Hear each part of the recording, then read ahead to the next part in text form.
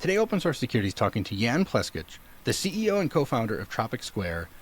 Jan, I'm really excited to talk to you today. So let's get going by explain what Tropic Square is, and then we'll dive right in because this is really cool. Okay, yeah, thank you. Thanks for having us today. Well, Tropic Square, you can look at different perspectives, but technically we are fabless a semiconductor company because we built our own chip and brought it to the market. So that makes us a fabless semiconductor company. The kind of fabless semiconductor or where we are kind of focusing on is the security. So it's not really the easy topic at all, I would say. Right. And the chip or the product we have right now is the secure element type of device. So it's a kind of root of trust application, the dedicated chip which does the bare minimum but important for, let's say, securing the whole system. So we have a random number generator and identity and all this stuff. And you wanted to have it rooted in the silicon, in the minimalistic system which you can audit. And that's where, our specialty came in because we want to do it in kind of open source and auditable way, which means not security by obscurity, but security by transparency. Right, and that's what has me so excited. So let's make sure I've got this right, because I did a bunch of research, and I think I figured it out. But today, you have a GitHub repo that has all of your firmware in it, and it's all liberally licensed open source. Is that correct? I'm afraid it's not correct. And there's, it's a bit more complicated. Like, I would not sign that it's complete by today. Obviously, we're working on, making it better every day. So I believe it will be in better shape when this show is out. But, it's a bit more complicated. So there's a chip, silicon designed for making the chip. You need some part really open source. And the chip design is like a programming. So you write the text basically on your computer, then run through the tools. It's converted to, schematic or electronic, and then gets produced in the target technology. So you can think about chips like a 3D printer, but instead of plastics, it just prints the electronic essentially. And the part which can be open sourced is the start of the process, the source code, which is then translated to the electronic implementation. Right. And it's very similar to software. This part. Right. Okay. So, but that's the chip. But then you have firmware on the chip, and your firmware is in your GitHub repo, right? Exactly. I'm afraid it's still not there yet. Not all of it. See, this is really complicated. This is why I wanted to talk to you, because this is really complicated, and it's never as simple as it feels like it should be. Yeah, that's right. And the reason why it's not there is basically, we started, 5 years ago and really wanted to do the chip, like not,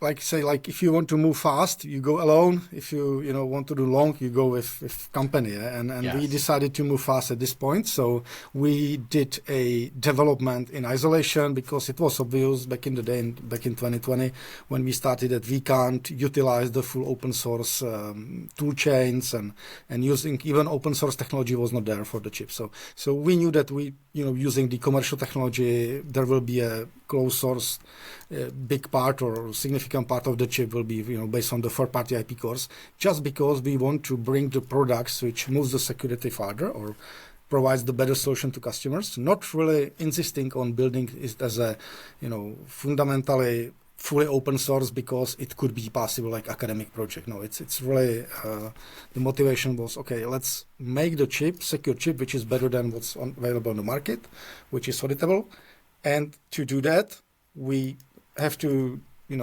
take some compromises, and one of them was we will use the commercial technology. Part of the chip will be third-party IP core which we license, which will never be on the GitHub. And then there is a key part which is the digital design by Tropic, like crypto accelerators and how things are tied together and so on. And this is what we can open, and it significantly It provides this auditability part, basically. So it allows us to talk how the chip is composed, what is open, what is auditable, and the things which are closed source, like flash memory, for example, which we use on the silicon, which is the third-party license IP. We can't tell details about it because it's under NDA. But we build the, let's say, threat model of the device that it doesn't matter because we can disclose or explain how we encrypt the data, and then the memory is just the storage and there is no basically security risk. Okay, I gotcha. And so this is one of the things I think, and this is one of the reasons I wanted to have you on the show, is I don't think this is always understood, is especially when you're working in the domain of hardware, the days of like one organization creating everything top to bottom for hardware is non-existent for the most part, just because it's so incredibly complicated. So from your perspective, and keep me honest here, make sure I'm understanding this correctly, is the work Tropic Square has done is very open, and you're obviously aiming to make it as open as possible, because from your perspective, the openness is a security feature, and we'll get to that in a moment, because not everyone, it's crazy how many people disagree with that, which is wild. But so you're incorporating other technologies that are just needed to make chips work, and instead of obviously trying to do it all yourself, you worked with other companies that had already solved these problems. But also, unfortunately, those solutions aren't open and will never be open just because that's how those companies work. Did I get it right? That's correct. That's correct. But these blocks are just the building blocks, basically. They are the essential bricks, and the added value is in the part which can be open. For sure. Okay, I want to talk about the openness, because this is the thing I'm most excited about, is there are an enormous number of hardware companies that talk like the fact that none of the things they do are in the open makes it more secure. And you've turned that on its head, and you're saying by opening it up, we're going to make it more secure than keeping it closed. Explain that concept to me. Well, open doesn't equal secure, but it's kind of prerequisite for getting there, because basically when you open it, the independent pair of eyes can review it, and we know this story from the open source software, right? So at the beginning, it was crazy idea, and probably only few believe that it's possible and it will help, and where we are today, and still finding the problems, right? Even in the open source software. So the fact that something is on the GitHub doesn't mean that people are looking at it and trying to scrutinize it, but at least you are enabling this and inviting this cooperation and making things better. For sure. And I think, as we've seen with hardware especially, like, just because hackers don't have access to hardware specifications does not stop them in any way. That's the exact point. Like we say, okay, like it's sometimes it's referred to as the status quo in the industry, and I perfectly understand why it's that. It's like historical reasons, and the technology itself, back in the day was very critical innovation, and customer data were not really important. Like we got a device, there was a chip, there was the know-how, like how to build a chip was the key there, and it was the value. But over the time, this becomes commodity, and vendors protecting themselves, protecting these IPs and this know-how, but how we use the devices in our digital world, it's like the data are really the asset which has to be protected. And this shifting paradigm is not captured by the industry yet, and that's what we're trying to address. Like saying, okay, it's no longer about the device itself. Actually, we have to look at the bigger perspective and protecting the users and users of the devices and the data, because if we protect these, we protect the whole infrastructure. Like, stupid example, like you might have an IoT device and you will not get any harm if somebody is hacking that. Maybe your temperature reading will not be affected, but as it's connected device, it can be used as a means for attacking the other stuff or using that, and we have to protect that to make sure that the infrastructure is secure. Right. And this is something I think we think about now in the context of maybe like an iPhone or a laptop, where some of those high-end devices have TPMs and various other technologies, but on the low end we've not seen that, and that's what you're targeting, right? Is kind of the not top of the funnel. I don't know what to call that even. Yeah, that's right. So we started with it's like a TPM chip anyway, the Tropic 01. It's a secure element device, so that's there. But we targeting the embedded devices, which means all these invisible electronics, which really affects our lives. And it's there's probably one very important reason for it. So it's like our roots are we're connected with Satoshi Labs It's a company based in Czech Republic who invented the hardware wallet industry. So they are behind the Trezor hardware wallet. And basically the idea was, okay, let's protect the fundamental part of the electronic, which is chip level. Because their product, Trezor, is building on, using the open source software, and all the security model is built on this transparency, auditability. But all the problems which were there were related to the fact that every software has to run on some hardware, and if you have a black box there in the middle, your kind of protection is very limited. And it's not about having the absolute security. It's just really about to know where the limits are, and be informed to be able to make the informed decision. Because if the engineers know who designed the system what's the limit of the device, instead of just saying, hey, it's secure, it's perfect, trust us. No, there's a limit always. So what we introduce, we say, hey, be careful, because this part is third party. We have no idea what is it doing. It's supposed to be a memory, but you know what? We rather encrypt the data before we store them. Right. And then if you know that, it's more like informed decision really. So then you can protect some other layers and just maybe feel more confident about your decisions. You're so right. I think most software people just assume the hardware is perfect and good and fine, and we're going to ignore everything about it, and that it's not at all how it works. So I love it. Yeah. That's pretty cool. Okay, before we go on, I realized we did not do a good job at all of explaining, what are these kind of secure computing devices you're talking about here in this context? Yes. It's really, it's called like a root of trust or secure element device, and it's really tiny electronic device, small chip on the PCB, on the electronics, which really their function is to make sure that it's doing the cryptographic computation right. And it doesn't mean do the maths. Everybody can do the math correctly. That's not a big deal. But for the chip implementation, there's not just the algorithm. There's the aspect of the actual implementation. Because when you implement a cryptographic algorithm, and you need to compute with the keys, because when the chip is operating, just switching from zeros to ones, and there's a different, current flowing back and forth. And basically you can sense from these, it's called side channel traces.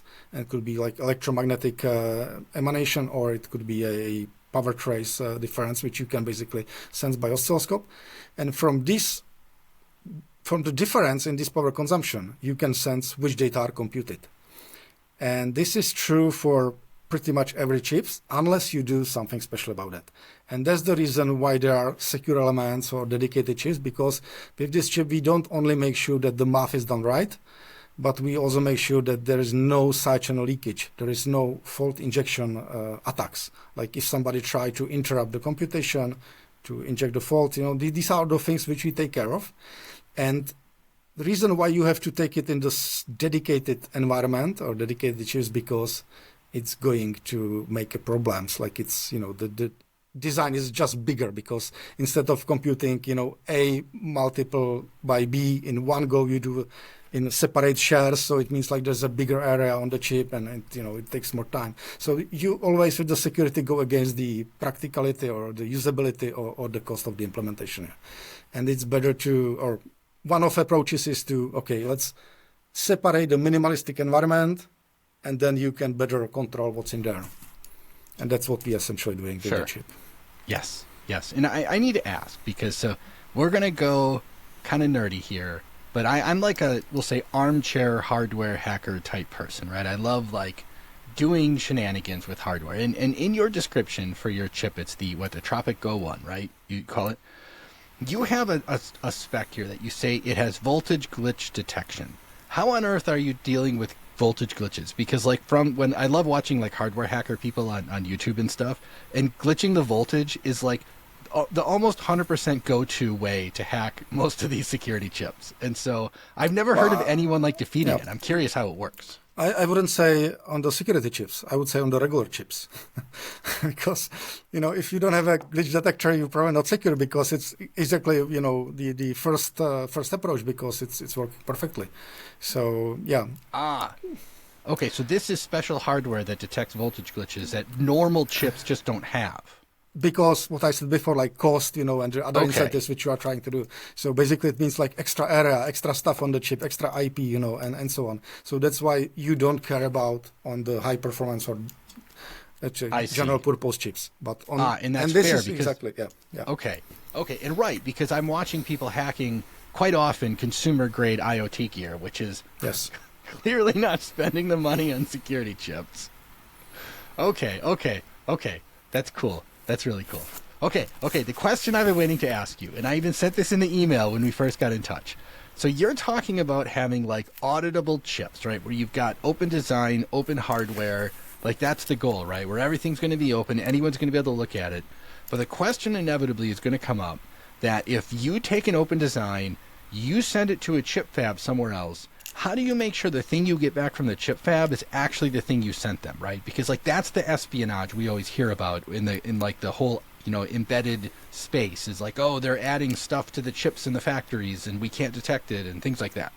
Yes, that's a very good question. Sometimes we say like with this, open and auditable, it really means like provably backdoor free because there is no way to hide the backdoor. And we can debate what the backdoor is. One of the definition is basically undocumented feature, and you just get surprised by typically it's more like about these infrastructure needs for the debugging, because if you design the chip, you need some the typical chip is not just the functionality which you can see or you can exercise. There's maybe 50% of the implementation is things to make sure that chip can be tested after the production and so on. So it gets very complicated with this hidden infrastructure, and even the fact that the regular vendors doesn't talk about presence of these things. It's already a problem, because typically then, you mentioned the voltage glitching. The next thing is to look for the JTAG, right? So, and try to glitch actually the JTAG access, because there has to be something for debugging and so on. But I'm probably going away from your question. So that, there is it's very difficult but doable. It's not, difficult.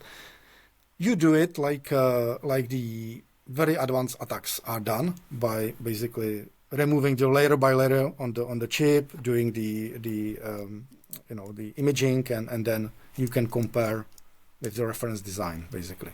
And because you have a reference design, you know what to expect, and then you can compare. So technically this is feasible.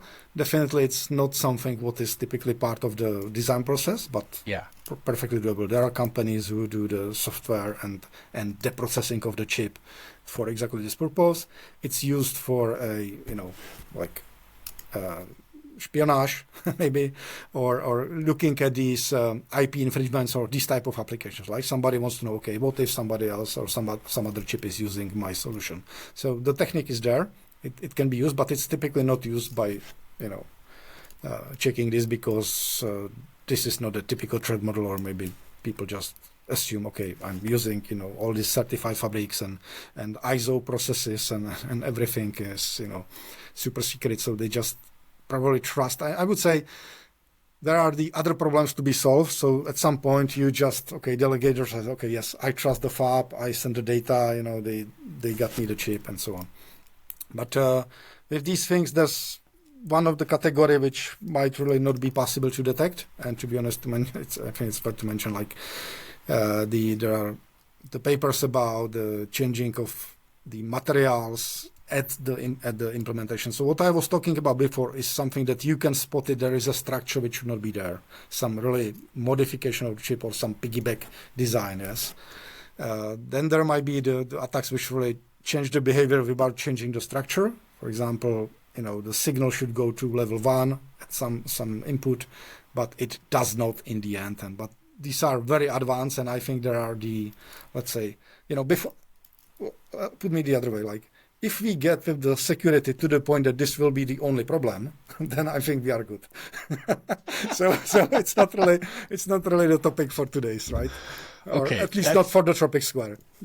That's very fair. Well, and look, I truly believe on that note is you are correct. Like the software is generally crap. There's so many other problems, and espionage on that level is probably pretty rare, maybe non-existent. I don't know. I mean, I'm not in that world. But I think one of the problems we have in the hardware space is there has historically been an almost total lack of open architecture for people to learn from and study and understand. If we look at the world of open source, I feel like most of the like really good jumps in security have come from the open source world, right? Where there was collaboration and research and understanding. And I feel like we don't see that in the hardware space, which is almost a shame, I think. Yeah, but it's, times are changing slowly, so definitely there is some activity in this space. Yeah. I mean, you are exactly right. So that's really the important thing, is to basically enable the academia and researchers to start, talking about this freely and trying to find the good implementations. And yeah, it will take time, but with activities like RISC-V, it's open standard. Yeah, it's really helping in this world. And you just remind me about the things like optimization, basically ignoring the security and just really optimization for implementation, or like for the speed, for the delivery. And there was things like multipliers in microcontrollers. When you have a 32-bit microcontroller, and when you multiply by 0, it just does some shortcut. And in the effect, instead of taking 3 or 4 cycles to compute the results, you got it in 1 cycle. Which means there's no constant time flow, and constant time programming is not really the topic, which is quite common. So then microarchitectural leakage and all this stuff, they just not really in the focus enough, because there were other, priorities, I would say. For sure. Okay, you just mentioned RISC-V. We'll assume, I guarantee there's people listening that have no idea what that even is. So give us like the quick elevator pitch on RISC-V, because I love RISC-V. It's super cool. Yeah.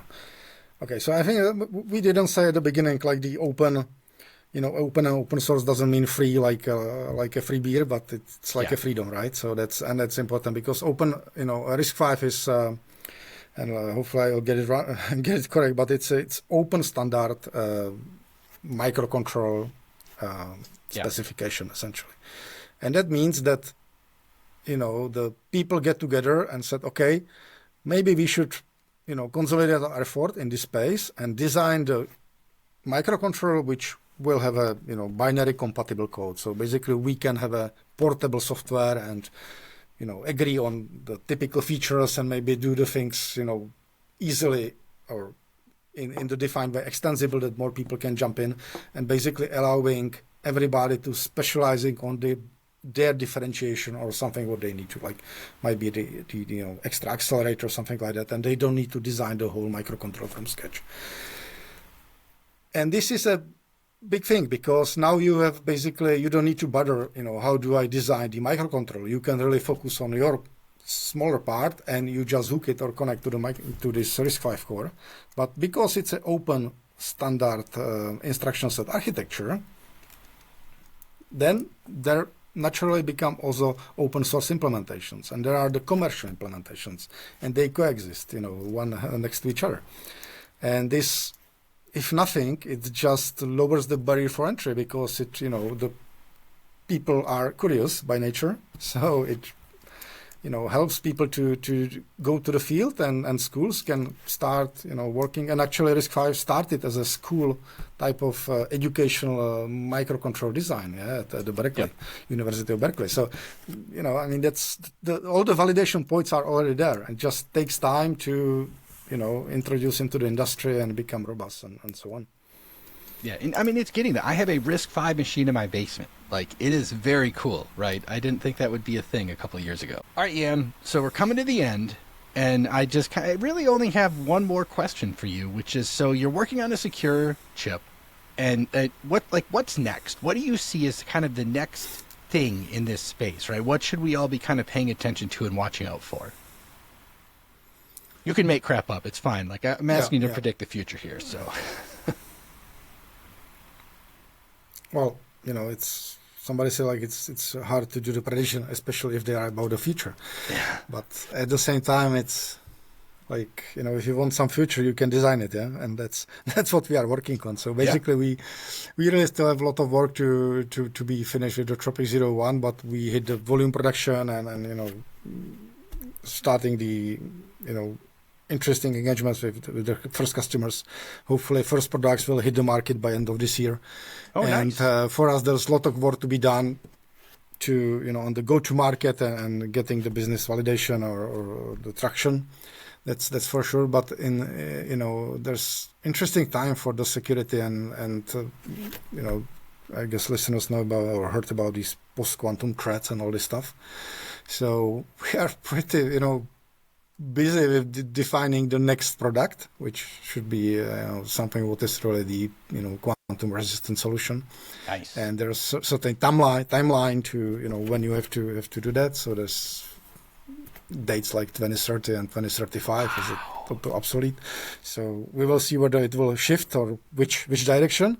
But definitely at the Tropic, we really want to be ready for that and prepare the next product with the more flexible, like we discussed, like Tropic 01 as a secure element. So it's the first product. We wanted to start small, but now looking for Series A investment and getting ready for the more like general purpose microcontroller, which nice. will be still in the secure area, because there's still a lot of things to be done for the decentralized system and critical infrastructure. So wow, you just blew my mind, because you said 2030, and usually in like the tech world, 5 years is 500 years, right? It's the same time span. And the deadline is done by government, right? So well, and it's not a technology deadline; it's a legislation deadline. So, but you're making a real thing, and you have to design it, test it, build it, probably get some back, test it some more, fix the things you screwed up. Yes, so, you know what I mean? Like, that's a process. And because there is no open source design, we have to start from scratch. That's true. Imagine the situation like there is already, the industry grade starting points, and you can just, really integrate the stuff. So, which I hope we will get there, but there's a lot of work to be done.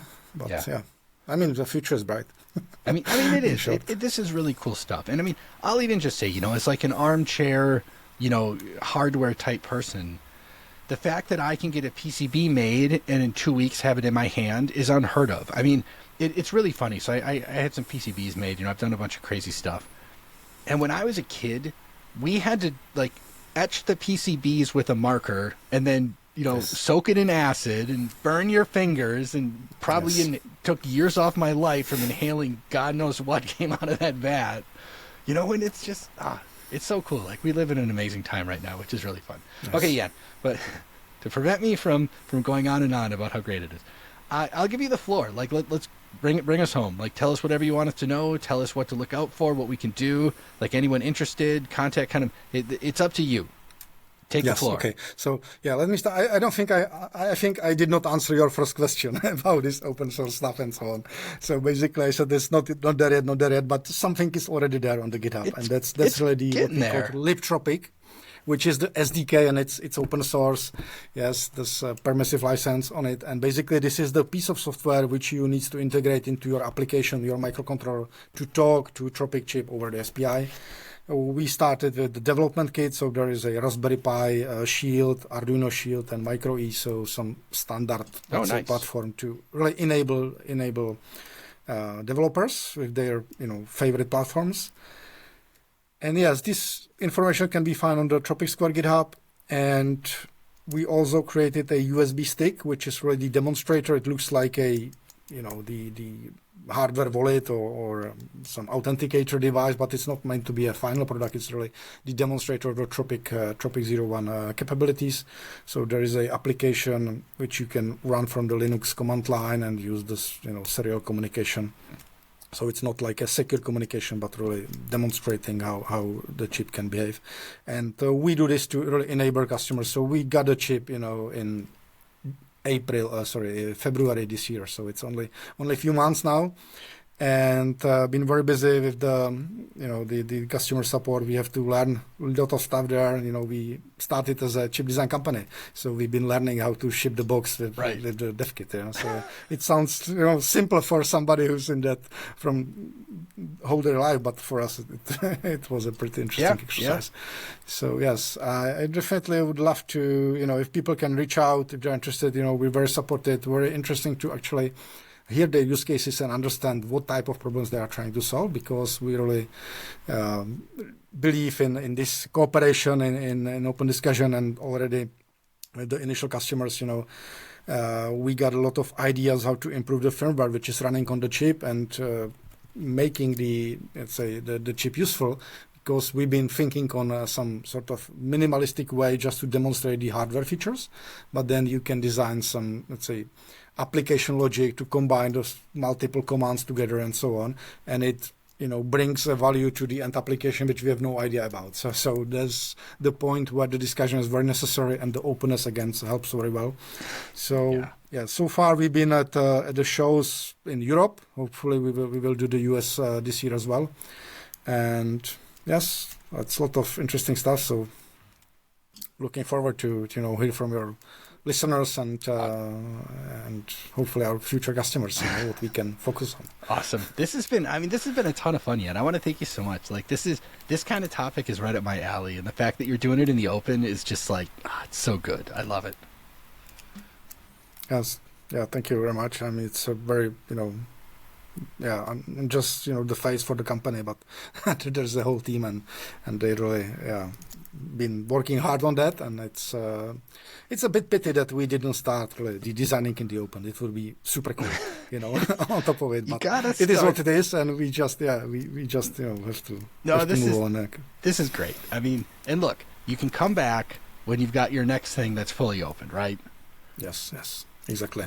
That's definitely important. All right, Jan, I want to thank you so much. This has been a blast. Yeah, thank you, Josh. Take care.